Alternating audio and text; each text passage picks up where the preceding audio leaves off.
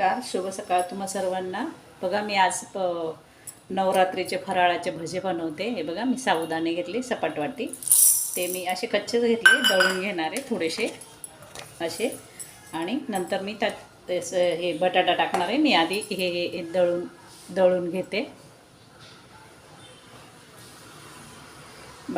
साबुदाणा मी दळून, हे बघा साबुदाणा असा सुक्काच मी आधी दळून घेतला, कारण नंतर मग तो मिक्सरमध्ये बरोबर दळला नसता गेला। मी थोडासा त्यातून कमी करून घेते, हे बघा। आणि ही भगर दळलेली होती मी काल, ती थोडी भगर टाकते याच्यात। त्यात एक बटाटा कापून टाकते, हे बघा दळायला पाणी टाकून दळणारे बटाटा टाकते। 2-3 हिरव्या मिरच्या टाकते आणि थोडंसं जिरं टाकते, थोडंसं सेंधा नमक टाकते उपवासाचं, हे बघा। स्वादानुसार मीठ टाकते मी, हे बघा। आणि परत त्याला थोडंसं दळून घेते पाणी टाकून, हे बघा दळून घेतलं मी असं, हे बघा असं दळून घेतलं आहे थोडंसं। आता मी त्याला भांड्यात काढून घेते। बटाटे आणि साबुदाणा आणि भगरीचं पीठ टाकले, बटाटे साबुदाणा थोडे दळून, बटाटे आणि भगर दळून, साबुदाणा सगळे एकत्र दळून घेतलं नाही बघा। त्याचं मी मिश्रण केलं आहे, आता मी तुम्हाला दाखवते। त्यात आता मी हे टाकते,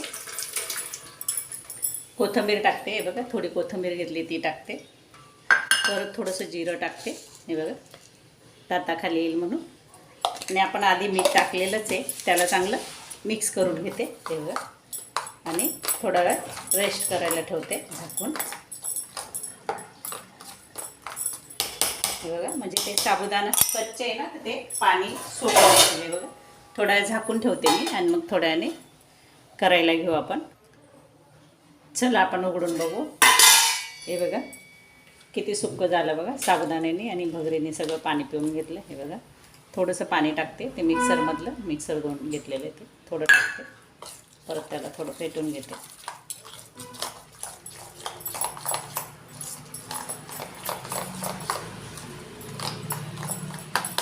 अजून थोडं लागेल, एवढं सगळं टाकून देते।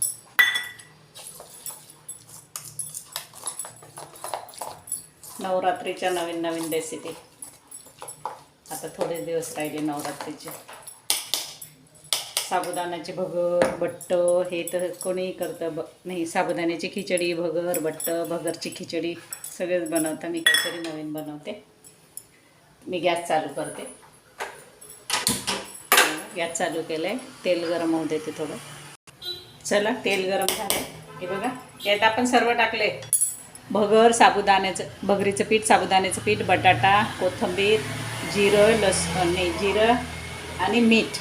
आणि आता बघा मी भजे टाकते, मी परत तुम्हाला 1 रिपीट केलं, आता मी भजे टाकते, हे बघा तेल गरम झाले, मी भजे सोडते। आपण जसं भजे सोडतो तसं बघूया करून। छोटी छोटी साईज टाकायची भज्यांची, साबुदाणा आहे ना ते फुलून मोठे होते। फुल गॅस ठेवला आहे मी थोडा वेळ, जेवढे येतील एका वेळेस तेवढे टाकायचे।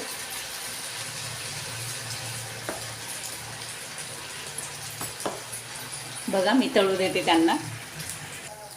चला आपण पलटी करून देऊ, हे बघा एका साईडने सोनेरी रंग आला आहे, ते साबुदाणे असल्यामुळे चिटकून गेले, ते नंतर आपण मोकळे करू। हे बघा मी पलटी करून देते, थोडे फुलले का मग मोकळे होतील, ते तळून झाले का। हे बघा पलटी करून दिलं, छान गोल्डन रंग येतोय। परत दुसऱ्या साईडने थोडे तळून घे। चला बघा किती छान कलर आला, मी काढून घेते, हे बघा। हे बघा काही मोकळे झाले, काही तोडायचे, हे बघा सगळे काढून घेते मी।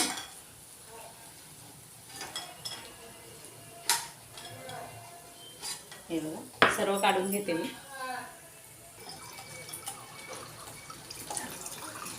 हे बघा परत टाकले होते मी, ते काढून घेते, हे बघा। हे थोडे कमी टाकले होते ना, म्हणून मोकळे झाले, ते आधीचे चिटकून गेले होते। मी परत काढून घेते, मग मी मिरच्या तळणार आहे। हे बघा तेल गरम झालं आहे, मी मिरच्या टाकते। मिरच्या तोडून घेतल्या मी, त्या बिना तिखट असतं ना पोपटी, आहे बघा त्या मोठ्या असतात, मी तोडून घेतले, 2-2 तुकडे करून घेतले, त्या टाकल्या। भजीबरोबर खायला छान लागतं, त्यांना थोडं फ्राय करून घेते मी, हे बघा तेलामध्ये फ्राय।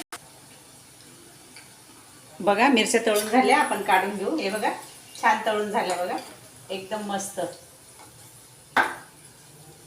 भजेबरोबर भेटतात ना तशा मिरच्या, खूप फिक्क्या असतात, जास्त तिखट नसतात, खायला छान. गॅस बंद करून देते. हे बघा मिरच्यांमध्ये मीठ मिक्स करते. हे बघा थोडं मीठ जास्त घ्यायचं, मग त्या छान लागतात. मध्ये खारटपणा गेला ना, नाही तर असं फिक्क्या फिक्क्या लागतात ते. हे बघा किती छान तळल्या गेल्या आहे बघा मिरच्या. हे बघा एकदम अशी व्हाईट व्हाईट डॉट आले त्याच्यावर. हे बघा. चला मी आता जेवायला वाटते. माझे भजे बघा किती छान झाले. जेवायला नाही, सॉरी, फराळाला वाढते. या फराळ करायला सर्व. माझी रेसिपी आवडली तर लाईक करा, शेअर करा, कमेंट करा. हे बघा किती खुसखुशीत झाली बघा. हे बघा एकदम कुरकुरीत. हे बघा बघा किती कुरकुर आवाज येतो आहे बघा. तुम्हाला दाखवते. एकदम असे छान आपल्या भज्यांसारखे. बघा मकईचे भजे कसे होतात तसे झाले बघा. या खायला. धन्यवाद.